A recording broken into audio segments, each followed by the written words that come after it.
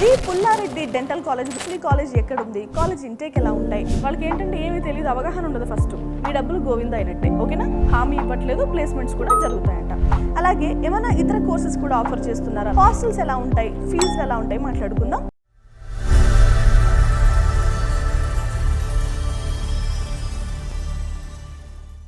నమస్తే, welcome to Edunine career guidance, Josh innovations private limited, Edunine overseas consultancy. ఈ వీడియోలో మనం జీ పుల్లారెడ్డి డెంటల్ కాలేజ్ గురించి అయితే మాట్లాడుకుందామండి. అసలు ఈ కాలేజ్ ఎక్కడుంది, కాలేజ్ ఇంటేక్ ఎలా ఉంటాయి, అలాగే ఏమైనా ఇతర కోర్సెస్ కూడా ఆఫర్ చేస్తున్నారా like MDS courses, and hostels ఎలా ఉంటాయి, ఫీజులు ఎలా ఉంటాయి మాట్లాడుకుందాం. మనకి జీ పుల్లారెడ్డి డెంటల్ కాలేజ్ అనేది 2006లో అయితే ఎస్టాబ్లిష్ చేశారండి. జీ పుల్లారెడ్డి చారిటీస్ ట్రస్ట్ అండర్లో అయితే కాలేజ్ని ఎస్టాబ్లిష్ చేయడం జరిగింది. మనకి పసుపుల విలేజ్ కర్నూలు జిల్లాలో ఉంది కదా, సో పసుపుల విలేజ్లో అయితే కాలేజ్ ఉంటుంది, ఆంధ్రప్రదేశ్ రాష్ట్రంలో, ఓకేనా. Doctor NTR university of health sciences అఫిలియేషన్లో ఉంది కాలేజ్. అలాగే డెంటల్ కౌన్సిల్ ఆఫ్ ఇండియా గుర్తింపు కూడా ఉంది, ఓకే. మనకి NAC B+ గ్రేడ్ కూడా వచ్చిందండి కాలేజ్కి. ఇంకా మనకి BDS కోర్సెస్ ఆఫర్ చేస్తున్నారు, MDS కోర్సెస్ కూడా ఆఫర్ చేస్తున్నారు. సో ఇక మిషన్ ఏంటంటే to nurture ethical dental professionals with clinical excellence and research focus. So ethical అన్నమాట. యాక్చువల్గా ఈ రోజుల్లో మనం చాలా తక్కువ వింటున్నాం, ఎక్కడో సబ్జెక్ట్స్లో తప్ప. So dental professionals, ethical dental ప్రొఫెషనల్స్ని అలాగే క్లినికల్ ఎక్సలెన్స్ని వాళ్ళైతే ప్రొవైడ్ చేయాలనేది మిషన్గా పెట్టుకుంటున్నారు, ఓకేనా. ఫెసిలిటీస్ ఏమున్నాయంటే మోడర్న్ డెంటల్ ల్యాబ్స్ ఉన్నాయి, డిజిటల్ లైబ్రరీ ఉంది, హాస్పిటల్ విత్ క్లినికల్ ఎక్స్పోజర్ కూడా ఉంది. సో మస్ట్ అండ్ షుడ్గా మనకి ఏ డెంటల్ కాలేజ్కైనా లేదంటే ఏ మెడికల్ కాలేజ్కైనా కూడా ట్రైనింగ్ హాస్పిటల్ అనేది కంపల్సరీ ఉండాల్సిన అవసరం ఉంటుంది. ఇక్కడ మనం డెంటల్ చైర్స్ ఎన్ని ఉన్నాయి, ఎంత OPD డేటా ఉంది, ఇలాంటివి మాట్లాడుకుంటాం. సో అక్కడ ICU వార్డ్స్ ఉన్నాయా, క్రిటికల్ కేర్ యూనిట్స్ అంటాం కదా, సో అవి ఉన్నాయా, లేదంటే ఆపరేషనల్ థియేటర్స్, ఎక్విప్మెంట్, ఇవన్నీ మాట్లాడుకుంటాం. OPD డేటా ఎక్కడైనా కూడా మెడికల్ విద్యార్థి కంపల్సరీ చెక్ చేసుకోవాలండి. చెక్ చేసుకుంటే మీకు ఎంతమంది అవుట్ పేషెంట్స్ వస్తున్నారు, ఎన్ని కేసెస్ రిజిస్టర్ అవుతున్నాయి, ఏం కొత్త కేసెస్ ఉన్నాయి, ప్రాక్టికల్గా ఎంత ఉపయోగపడుతుంది, లేదంటే ఏమైనా ఛాలెంజెస్ ఉన్నాయా. కొన్ని కేసెస్ ఎలా ఉంటాయంటే అప్పుడే ఇన్నోవేటివ్గా క్రియేటివ్గా, అంటే మన కరోనా రాకముందు మనకి పాండమిక్స్ అంతా ఐడియా లేదు మన జనరేషన్కి, పాతలో ఉండొచ్చు కానీ. సో తర్వాత మనకి కరోనాని ఎలా ఫేస్ చేయాలి, వ్యాక్సిన్స్ ఏంటి, ఇవన్నీ కూడా తెలుసుకున్నాం కదా. సో అలాగే చిన్న చిన్న కేసెస్లో కూడా చాలా కాంప్లికేషన్స్ ఉంటాయి. ఇప్పుడు డెలివరీ చేసే వాళ్ళకి హార్ట్ ప్రాబ్లమ్స్ ఉన్నాయనుకోండి, సో ఇది చాలా డిఫికల్ట్ కేస్ అనేది. సో అలా రకరకాల ప్రాక్టికల్ నాలెడ్జ్ కూడా కావాలి కాబట్టి హాస్పిటల్ కంపల్సరీ ఉండాల్సిన అవసరం ఉంటుంది. మీరు కంపల్సరీ OPD డేటా అనేది చెక్ చేసుకోండి, ఓకేనా.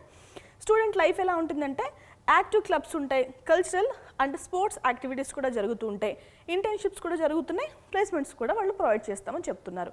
హామీ ఇవ్వట్లేదు, ప్లేస్మెంట్స్ కూడా జరుగుతాయంట, ఓకేనా. ఇక G Pulla Reddy dental college and హాస్పిటల్లో కనుక మనం అడ్మిషన్ పొందాలి అంటే అసలు ఎలిజిబిలిటీ ఏంటండి అంటే ఫస్ట్ మనం 10+2 లేదు అంటే ఇంటర్మీడియట్ లేదు అంటే ఈక్వాలెంట్ ఎగ్జామినేషన్స్లో పాస్ అవ్వాలి, ఫిజిక్స్, కెమిస్ట్రీ, బయాలజీ లేదు అంటే బయోటెక్నాలజీ అండ్ ఇంగ్లీష్ సబ్జెక్ట్స్లో అయితే మనం పాస్ అవ్వాలి, ఓకేనా. మనకి ఫిజిక్స్, కెమిస్ట్రీ, బయాలజీ సబ్జెక్ట్స్లో ఎంతెంత పర్సెంటేజ్ రావాలో చూద్దామండి. జనరల్ కేటగిరీ వాళ్ళు అనుకోండి 50% కంటే తక్కువ రాకూడదు, SC, ST, OBC అయితే 40% కంటే తక్కువ రాకూడదు, ఫిజికల్లీ హ్యాండిక్యాప్డ్ అయితే కనుక 45% కంటే తక్కువ రాకూడదు. ఫిజికల్లీ హ్యాండిక్యాప్డ్ అంటే జనరల్ కేటగిరీలో, ఇక్కడ కనుక ఫిజికల్లీ హ్యాండిక్యాప్డ్ ఉంటే కనుక వాళ్ళకి 40% అనేది సరిపోతుంది, ఓకే. అందరూ కూడా మస్ట్ అండ్ షుడ్గా నీట్ UG ఎగ్జామ్ అనేది కంపల్సరీ క్వాలిఫై అవ్వాలి. మీరు ఈ మిడిల్ మ్యాన్స్ ఉంటారు కదా, అంటే మార్కెట్లో జస్ట్ అప్పుడప్పుడే వచ్చి వాళ్ళకి ఏంటంటే ఏమీ తెలియదు, అవగాహన ఉండదు. ఫస్ట్ వాళ్ళు ఏమంటున్నారంటే నీట్ UG ఎగ్జామ్ అనేది అసలు రాయాల్సిన అవసరం లేదు, మేము అడ్మిషన్ ఇస్తామంటున్నారు. వాళ్ళకి కనుక మీరు డబ్బులు కట్టారంటే మీ డబ్బులు గోవింద అయినట్టే, ఓకేనా.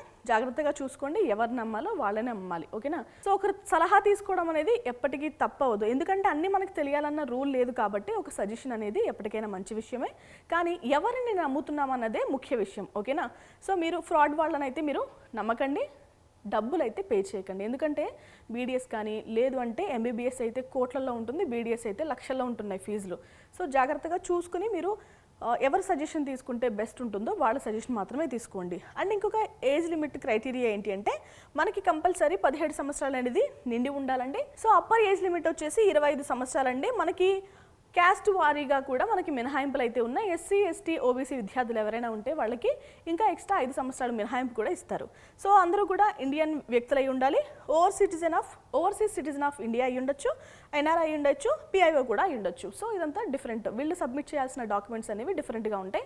మనం చాలాసార్లు గతంలోనే మాట్లాడేసుకున్నాం. ఓకేనా, రైట్కి ఇతర వివరాలు మాట్లాడుకుందాం. జి పుల్లారెడ్డి డెంటల్ కాలేజ్లో కనుక అసలు ఎన్ని సీట్ల ఇంటేక్ ఉంది అంటే 50 సీట్లు అయితే తీసుకుంటున్నారంటే ప్రతి అకాడమిక్ ఇయర్కి.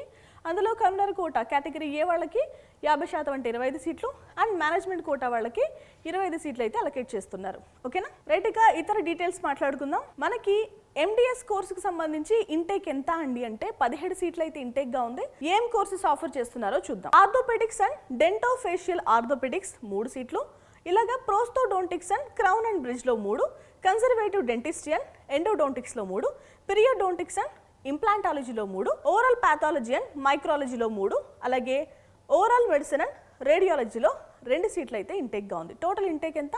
17 సీట్లు. సో జి పుల్లారెడ్డి డెంటల్ కాలేజ్లో మనం ఎండిఎస్ చేయొచ్చా అంటే ఎస్ చేయొచ్చు, ఎందుకంటే 17 సీట్ల ఇంటేక్తో అయితే కాలేజ్ ఉంది. ఈ స్పెషలైజేషన్స్ అయితే మనకి ఆఫర్ చేస్తున్నారు. ఓకేనా, ఇతర డీటెయిల్స్ మాట్లాడుకుందాం. జి పుల్లారెడ్డి డెంటల్ కాలేజ్లో హాస్టల్స్ ఉన్నాయా అంటే హాస్టల్స్ ఉన్నాయని మనకి హాస్టల్స్ వచ్చేసి with in the college campus అయితే ప్రొవైడ్ చేస్తున్నారు. ఇక మనకి well equipped modern cooking and dining ఫెసిలిటీస్తో మనకి మెస్ అయితే ప్రొవైడ్ చేస్తున్నారు.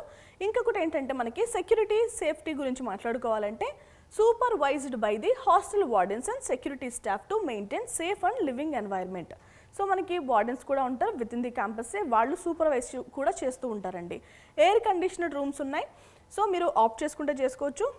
హై వైఫై కూడా ప్రొవైడ్ చేస్తున్నారు అండ్ 24/7 మనకి రీడింగ్ రూమ్స్ కూడా మనకి అవైలబుల్గా ఉంటాయి. ఓకేనా, ఇది హాస్టల్కి సంబంధించండి. అసలు ఎంత రూమ్ కెపాసిటీ ఉందో ఇప్పుడు మాట్లాడుకుందాం.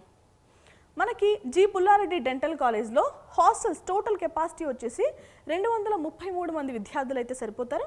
సో ఉమెన్స్కి వచ్చేసి 151 విద్యార్థులు అయితే సరిపోతారు, బాయ్స్కి వచ్చేసి 58, ఇంకా పీజీ హాస్టల్స్కి విద్యార్థులకు వచ్చేసి 24, టోటల్ వచ్చేసి 233 మంది విద్యార్థులు అయితే హాస్టల్లో ఫిల్ చేయొచ్చు. ఓకే, ఇక జి పుల్లారెడ్డి డెంటల్ కాలేజ్లో మనం చదువుకోవాలి అంటే నీట్ ఎగ్జామ్ కంపల్సరీ క్వాలిఫై అవ్వాలి కదా. సో ఎలాంటి ర్యాంక్స్ రావాలో ఇప్పుడు చూద్దాం. మీరు కనుక బీసీఏ విద్యార్థులు అయితే మీకు 2,05,86 లోపు, బీసీబీ అయితే 2,05,32 లోపు, బీసీసీ డేటా అయితే అవైలబుల్గా లేదు, బీసీడీ అయితే 1,97,292 లోపు, బీసీఈ అయితే 2,33,494 లోపు ర్యాంక్ రావాలి.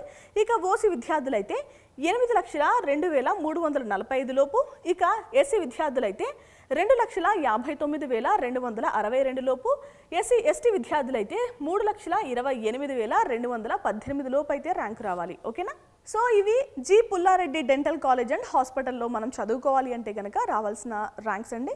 సో ఇవన్నీ కూడా మనం అఫీషియల్ వెబ్సైట్లోంచే తీసుకున్నాం.